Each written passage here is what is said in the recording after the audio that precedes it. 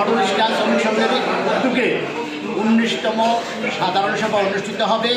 সেই অনুষ্ঠিত সভায় আমাদের জেলা কমিটির আদরণীয় সভাপতি বলাই দেবনাথ মহাশয় উপস্থিত আছেন এবং উপস্থিত আছেন আমাদের এই জেলার সাধারণ সম্পাদক রতন দাশগুপ্ত এবং সভাপতি এই ব্রাঞ্চ সভাপতি দিলীপ সূত্রধর মহাশয়, সহ সম্পাদক সঞ্জয় দাস এবং দেবীপুর লাইন সম্পাদক কৃষ্ণ দাশগুপ্ত। আজকে আমাদের মূল উদ্দেশ্য হলো আগামী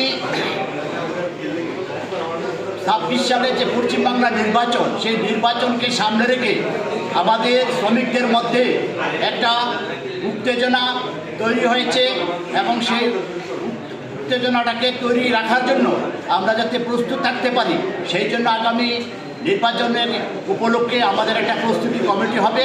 সেই প্রস্তুতি কমিটিতে আজকে আলোচনা রাখা হবে কাকে কীভাবে দায়িত্ব দেওয়া হবে। আরেকটা বিষয় হচ্ছে আমাদের এই শ্রমিকদের মধ্যে কিছু কিছু এখনও বামপন্থী নিজেকে আখ্যা দিতে চায় এবং বামপন্থীরা ভাবছে আগামী ভবিষ্যতেও নাকি এই ত্রিপুরাতে সিপিএম আসতে পারে। তাই জন্য কিছু কিছু শ্রমিক এখনও তাদের মধ্যে বিভ্রান্ত করার চেষ্টা করছে। তাদের প্রতিহত করার জন্যই আজকে আমাদের এই শ্রমিক সংগঠনের এই সাধারণ সভা অনুষ্ঠিত হচ্ছে।